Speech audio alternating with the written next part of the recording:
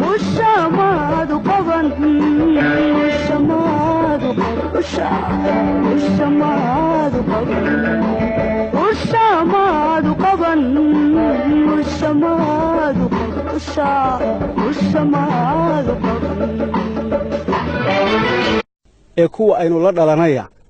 gabay foolxun oo aan habboonayn in lagu qoro bugaagta sidan oo kale iyo in bulshada loo gaarsiiyo toona ayuu tusaale u soo qaadanaya waliba gabayga uu tusaalaha u soo qaadanayo wuxuu oranayaa hebel hebel baa tiriyey hebel hebel ayaa loo maleeyay inuu tiriyey hebel hebel markii la weydiiyeyna waaba ku xilo furay inaanu tirin wuxuu oranayaa gabaygani soo waxaan hablaha ciida gala soo hubsaday maaha soo waxaan habeen iyo dharaar hoy la galay maaha soo waxa markay hilib arkaan soo hirmaca maaha soo wuxuu shantuhu kordhaliya hawatalay maaha sida ninka buuggan qoray oo ku faahfaahinayo waxa uu leeyahay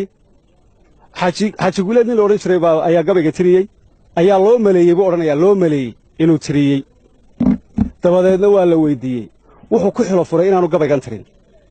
waa hagaagay gabay lagu xilo furay inaanu ninkii loo maleeyey tirin maxaa looga dan leeyahay in halkan ummadda loogu qoro waxay naga qarsoon ninka buugga qoray waxa uurkiisa ku jira ujeeddadu uga socdo ayaa ka weyn way ka weyn tahay sheekadu intan hablaha ciida gale ee sida foosha xun gabayga foosha xun ee milgaha iyo sharafta iyo maamuuska hablaha meelka dhac weyn kaga ah halkan ku qoran hablahaasi waa hablaha dhalay madaxweynaha jamhuuriyadda Soomaaliland waa hablaha dhalay madaxweyne ku-xigeenkii hore ee jamhuuriyadda Soomaaliland Xasan Ciise Jaamac waa hablaha dhalay cali maxamed waran cadde wasiirkii hore wasaaradda arrimaha gudaha haddii siyaasiyiinta aan hakiyo